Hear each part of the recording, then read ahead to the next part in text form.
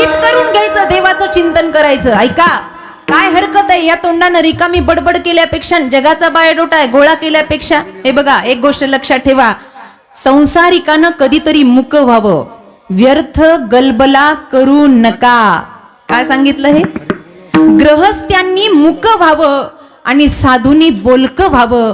ज्या दिवशी ग्रहस्थी मुका होतो तेव्हा सुख येतं, आणि ज्या दिवशी साधू बोलका होतो त्या दिवशी माय ज्ञानेश्वरी सारखा ग्रंथ घडतो. आपल्याला तो प्रसाद पाहिजे ना, तुकोबरायांचा गाथा पाहिजे ना. त्यांनी बोलक व्हावं आणि आपण मुक होऊन अंतर्ध्यानी व्हावं आणि भगवंताचा नाम जप करावा. ज्यांना नामाची आवड आहे त्यांनी नाम जप करावं. स्वतःचं हित कशा कशामध्ये आहे? एक तर देशाची सेवा करावी, अनाथांची सेवा करावी, गो सेवा करावी, साधू गो ब्राह्मणांची सेवा करावी. जरुरी नाही माळ जपतोय आणि दुसऱ्याला धन देत नाही, काय उपयोग त्याच्या माळ जपण्याचा? त्यापेक्षा गोरगरिबांची सेवा करतोय, घरामध्ये पंक्ती चालू आहे. काही काही लोकांना मोठेपणा दाखवायची फार सवय आहे. थोडंसं विषयांतर होईल पण बोलते. मोठेपणा दाखवायची फार सवय आहे. घ्या ना माझा हात मोडता का, इथून उपाशी जाता का, त्याला उलटे होतात, नंतर एवढं खाऊ घालतंय. अरे पण रोडवर कोणीतरी उपाशी बसलेला आहे, त्याच्या पोटामध्ये अन्न द्या ना. ही सुद्धा भगवंताची सेवा आहे आणि त्याने सुद्धा माणसाचं हितच होत आहे. दोन गोष्टीसाठी देह पडावा, एक तर माऊली माऊली म्हणत देह पडावा, नाही तर देशाची सेवा करता करता रणांगणात आपला देह पडावा. निदान एवढं तरी या भारताच्या भूमीत व्हा. देह जावं अथवा राव पांडुरंगी दृढ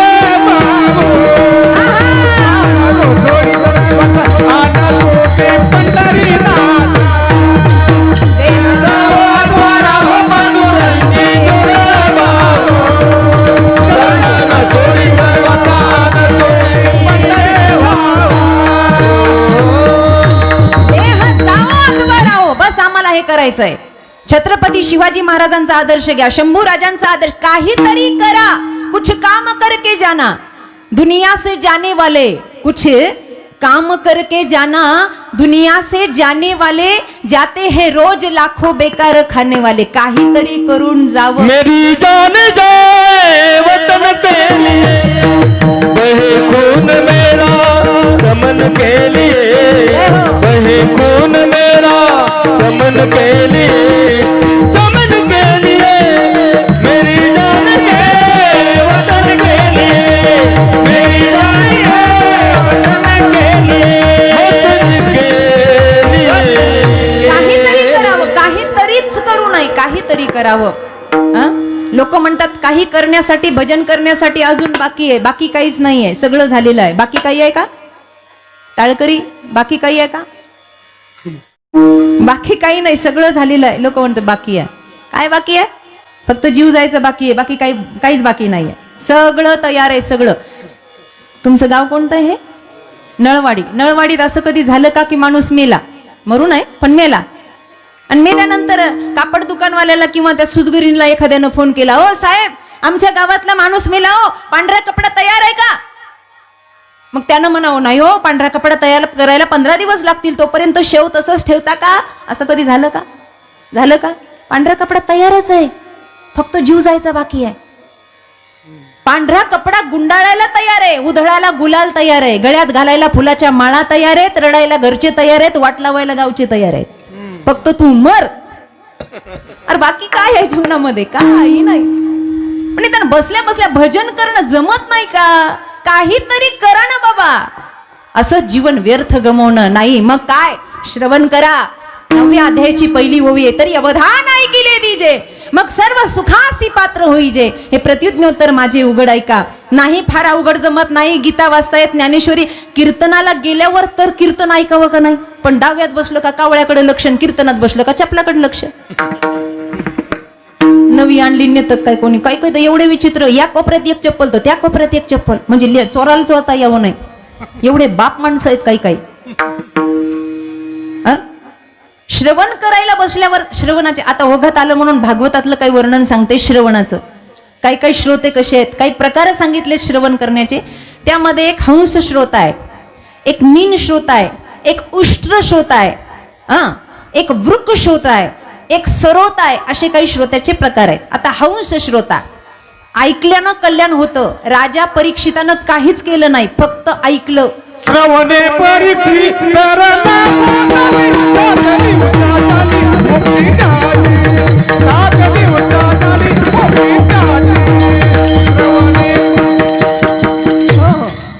12 झालेत. राजा योगेंद्र शुकाचार्यांनी फक्त सांगितलं आणि राजानं ऐकलं, ऐकण्यानं श्रवण होतं, म्हणून हंस श्रोता. आता हंस कसा आहे? हंस पाहिला? हंस कसा आहे? दूध वेगळं आणि पाणी वेगळं, हा हंस श्रोता आहे. तसं दृष्टांत आणि सिद्धांताची कीर्तनकाराने कथाकारानं जोड लावली आणि हंस वृत्तीचा श्रोता जर बसलेला असला तर तो दृष्टांताकडे फार लक्ष देत नाही, तो फक्त सिद्धांत घेतो. काही काहीचं फक्त दृष्टांताकडे लक्ष असतं. हा हंस फक्त गोड मनाला लागणार पाहेपा दूध पवित्र आणि गोड, जे त्वचेच्या पदराआड असतं, गोचिड ज्याला कधीही ग्रहण करत नाही. पण हंस मात्र फक्त दूध घेतो, पाणी बाजूला काढून टाकतो. हा हंस श्रोता आहे कीर्तनात बसलेला. दुसरा आहे मीन श्रोता. मीन पासा, मासा जसा पाण्यामध्ये आहे, पाण्यामध्ये मासा झोप घेतो, जावे त्याच्या वंशा तेव्हा कळे, ते त्याच्यातल्या त्याच्यातच मग्न असतं. तसं मीन श्रोता जर कीर्तनात बसला तर तो एवढा तल्लीन असतो, एवढा तल्लीन असतो, एवढा तल्लीन. आता 8-10 दिवसापूर्वी घडलेला दृष्टांत आहे. कीर्तनात बसले 2 जण असे समोर. आता ओळखीचे माणसं असल्यावर मला चेष्टा मस्करी करायची सवय.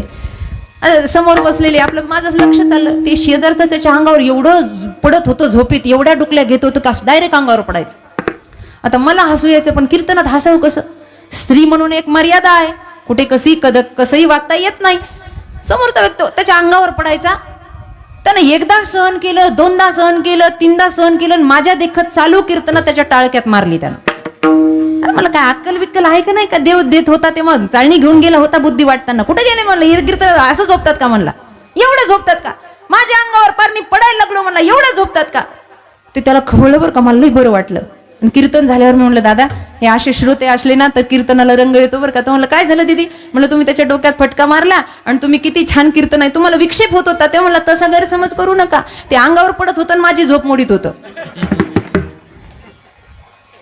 म्हणजे आपल्याच नादात काही जगाशी घेणं देणंच नाही. मीन श्रोता असा आहे तो आपल्याच रंगानं परिपूर्ण. पाण्यामध्ये जसा त्याचाच अनुभव त्याला आहे तसा एक उत्तम श्रोता आहे. काही वृक शोधे, दुसऱ्याला ऐकू देत नाही, आपणही ऐकत नाही. काही लोकांना तर तोंडात अशी नख खायची सवय कीर्तनात. असे नख खाती नाही, शेजारच्या अंगावर थू. तो पाहुणा आहे का रावळा आहे काही पाहणार नाही. काही उष्ट श्रोत आहेत, उंटासारखे, उंट असा उंच आहे आणि तो जात असताना त्याला हिरवा पाला कधीच दिसत नाही, त्याला दिसतात काटे. तसे काही उंट श्रोते, उंट वृत्तीचे श्रोते आहेत, ते फक्त दृष्टांताकडेच लक्ष देतात, सिद्धांत त्यांना कधी पटतच नाही. विठ्ठल विठ्ठल. मग श्रवण करा, श्रवणानं माणसाचं कल्याण होतं. चिंतन करा, श्रवणम कीर्तनम यस्य, कीर्तन म्हणजे भगवंताचा गुणानुवाद करा. श्रवणम कीर्तनम यस्य स्मरणम, आपण काय ऐकलं काय पाहिलं याचं स्मरण करा. देवघरामध्ये गेलो, देवळामध्ये गेलो, ज्या देवाला पाहिलं त्याला पुन्हा पुन्हा पाहत राहणं याला स्मरण असं म्हणतात. स्मरण करा. श्रवणम कीर्तनम स्मरणम यस्य पाद सेवनम, भगवंताची अर्चना करा, आरती करा, रोजच्या देवघरातल्या देवांची पूजा करा आणि त्या देवासाठी नैवेद्य रोज तुम्ही तयार करा. हे गृहस्थ जीवनाचे काही नियम आहे, याच्यापासून माणसाच्या जीवनाला वळण लागतं. एवढं जरी झालं नाही तर निदान एक घडी आधी मै पुण्यात तुलसी संगत साधू की हरे कोटी अपराध, यापैकी काही घडलं नाही तर सहज बोलणे हितोपदेश, ज्यांच्या बोलण्यानं माणसाचं कल्याण होतं अशा ज्ञानोबा तुकोबांच्या विचारात तरी माणसानं राहावं. कारण का येवोन या नरदेहा काही स्वहित ते पहा, स्वतःचं हित करून घ्यायचंय. आणि जर याच देहामध्ये असून स्वतःचं हित कळलं नाही तर काय होतं? दुसरं नाही तरी व्यर्थ नाही तरी व्यर्थ नाही तरी व्यर्थ नाही तरी व्यर्थ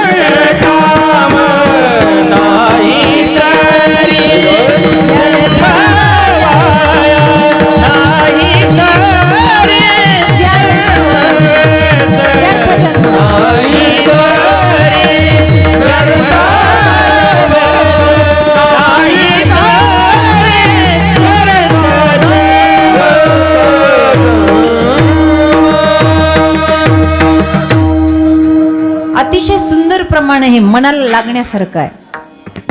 नाही तरी व्यर्थ जन्म. आद्यगुरु शंकराचार्यांचं या प्रमाणाला लागणारं एक अष्टक आहे.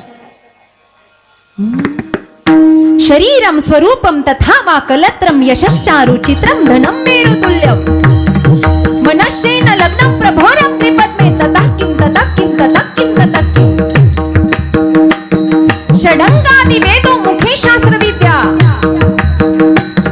षडंगादि वेदो मुखे शास्त्र विद्या कवित्वादि गद्यम सुपद्यम करोति.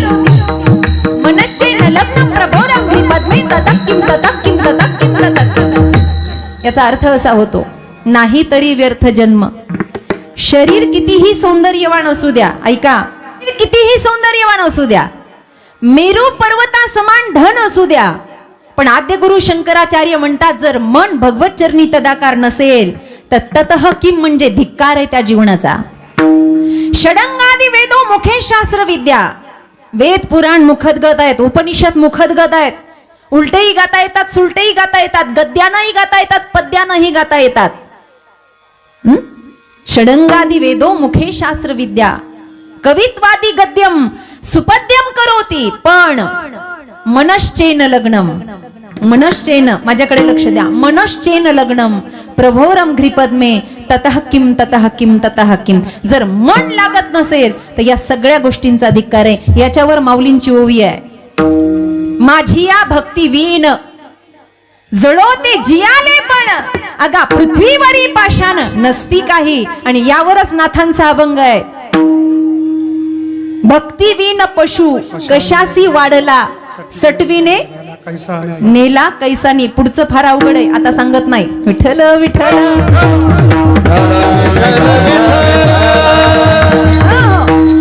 ही प्रमाण आणि ही सूत्र कशासाठी आहेत? फक्त आपल्यासाठी. नाही तरी व्यर्थ जन्म. अरे इथे आलो आणि काहीच केलं नाही असं तोंड घेऊन वरती कसं जायचं? लाज वाटली पाहिजे ना आपल्याला.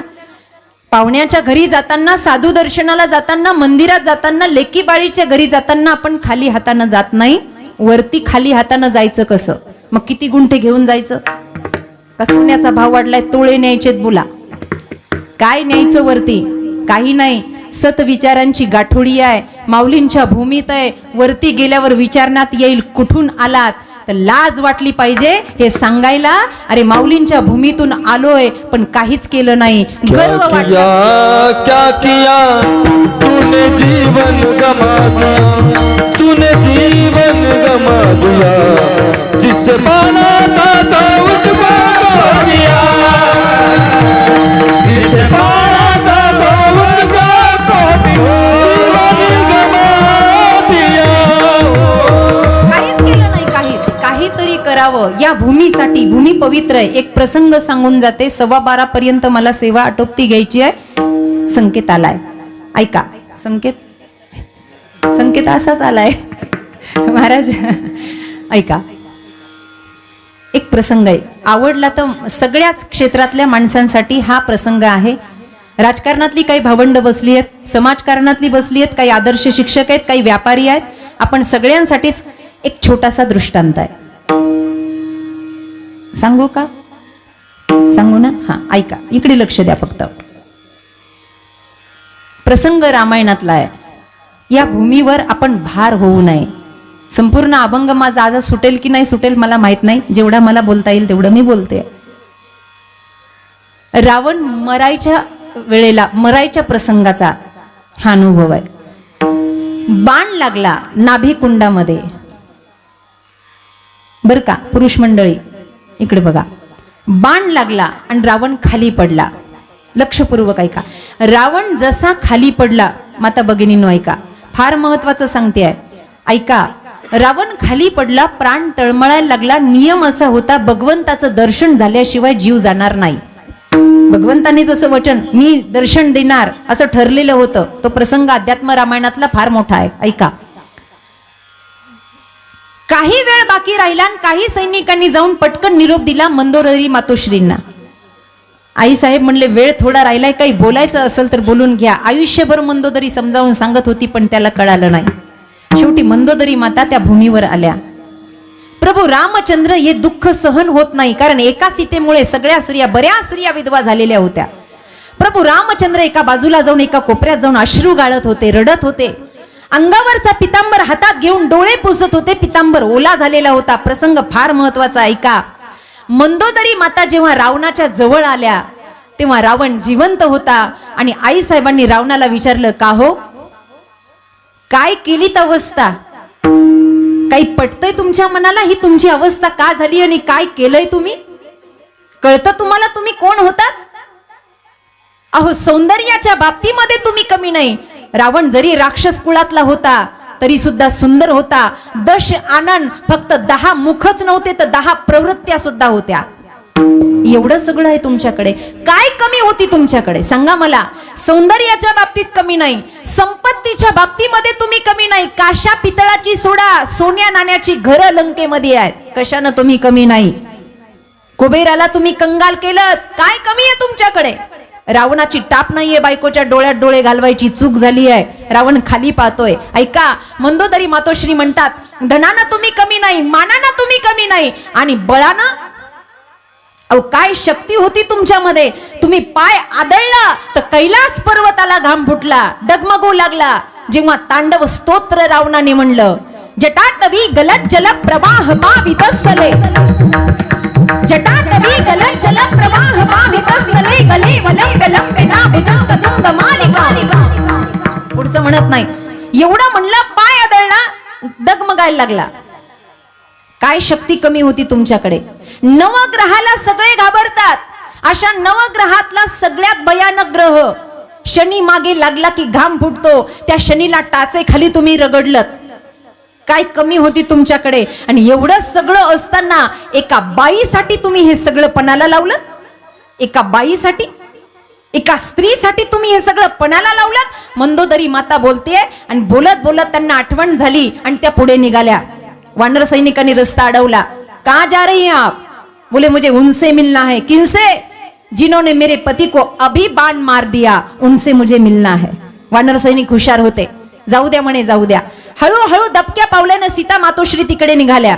आणि निघाल्यावर एका कोपऱ्यामध्ये प्रभू रामचंद्र डसडस रडतायत, अश्रू गाळतायत. पितांबर ओला झाला, अंग उघडं होतं. अंगावरचा पितांबर काढून घेतला होता, अंग उघडं होतं. दबक्या पावलानं मातोश्री हळूहळू जवळ गेल्या आणि जवळ गेल्याबरोबर थांबल्या. भगवंताला चाहूल लागली. कुणीतरी आलं, तिरक्या नजरेनं पाहिलं, कुणीतरी परस्त्री उभी आहे. पटकन मांडीवरचा पितांबर घेतला, झटकला आणि अंग झाकून घेतलं.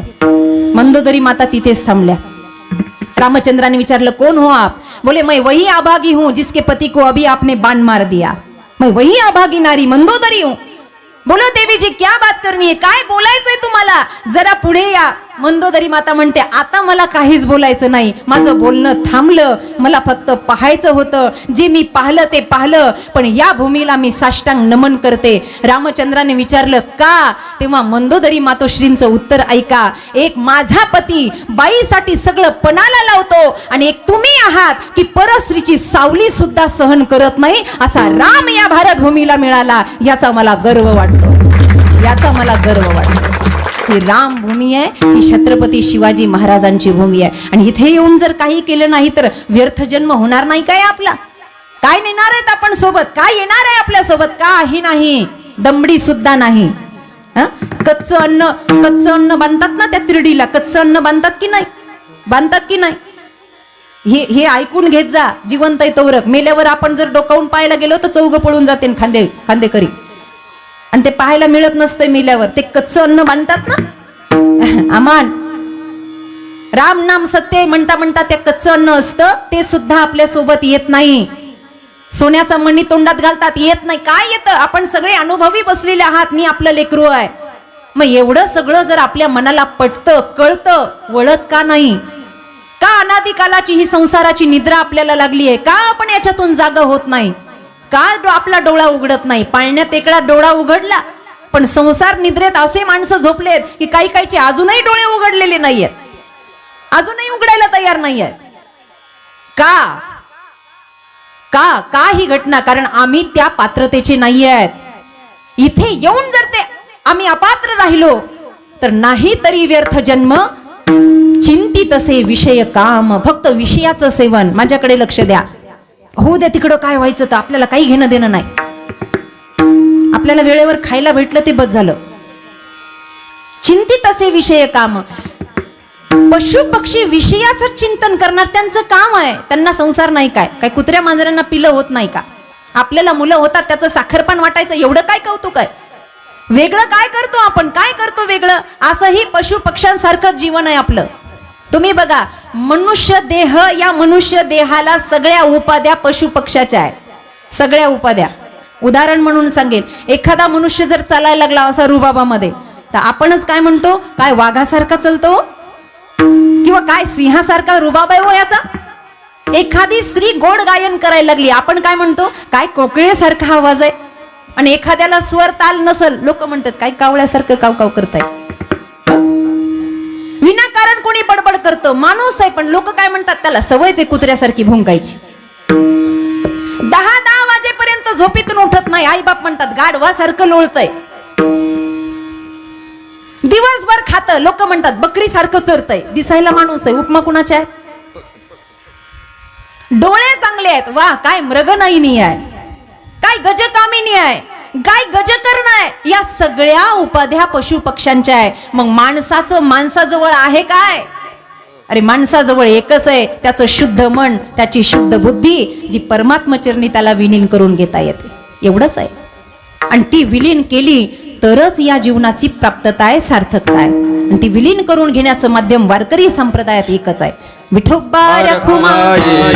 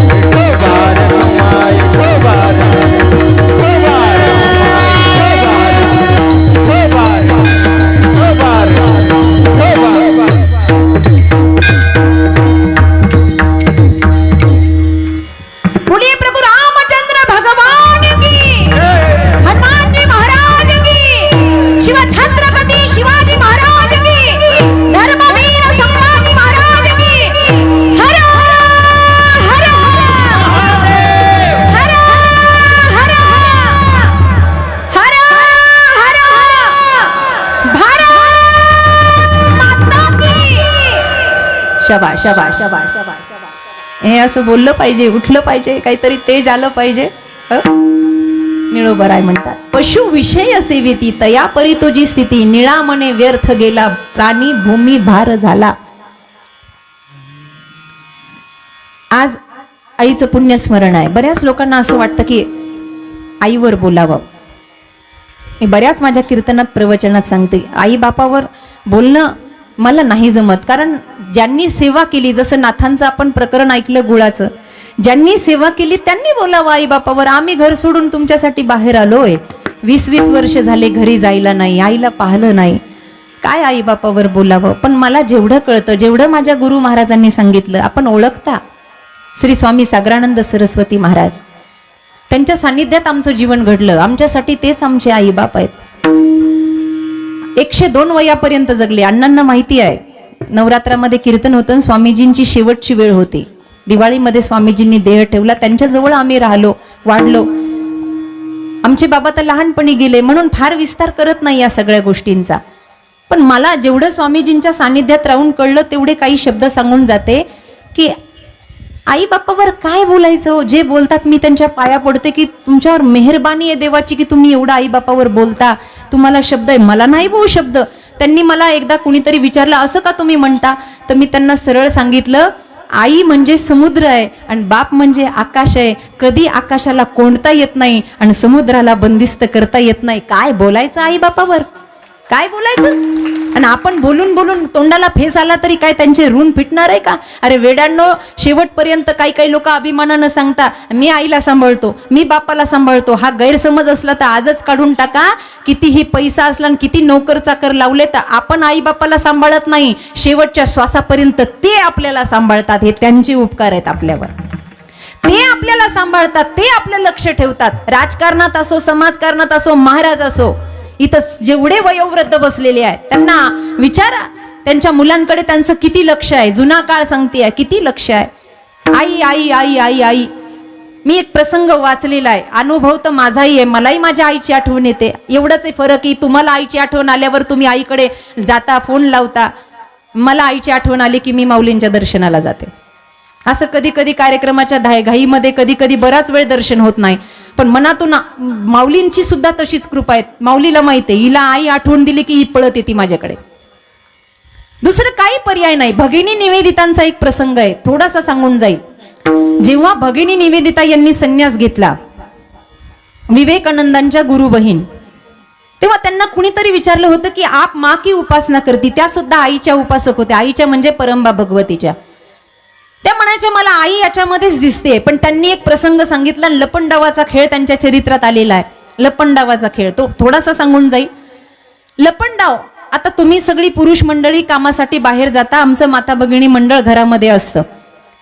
काय होतं, एक चिमुरडं असं 5-6 वर्षाचं, हे छोटे बालक समोर बसलेले, ते आईकडे जातात. आता मोबाईल निघाले म्हणून पोरांचं लक्ष आई बापाकडे नाही, पण पूर्वीचा काळ ते आईकडे दुडू दुडू धावत जाताना आईच्या हनुवटीला धरतन म्हणतं आई माझ्यासोबत खेळ ना. अगं कुणीच खेळत नाही माझ्यासोबत, मी लहान आहे ना, मला कुणी खेळात घेत नाही, आई खेळ ना माझ्यासोबत, आई खेळ ना माझ्यासोबत.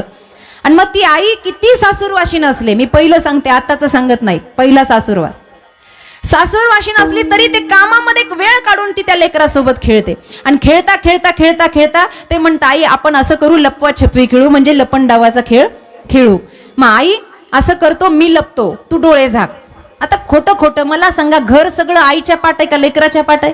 आईच्या पाठ आहे. मग ती काय म्हणते, बाळा मी डोळे झाकते, तू लपायला जा. आई डोळे बंद करते, लेकरू लपायला जातं. बरं, ते लपायला गेल्यावर आई एवढी हुशार, आई म्हणते अरे मागच्या पडद्याजवळ जाऊ नको, सकाळीच काचाची बाटली फुटली आहे, पायात घुसल. म्हणजे हिला माहिती ते कुठे लपणार आहे म्हणून.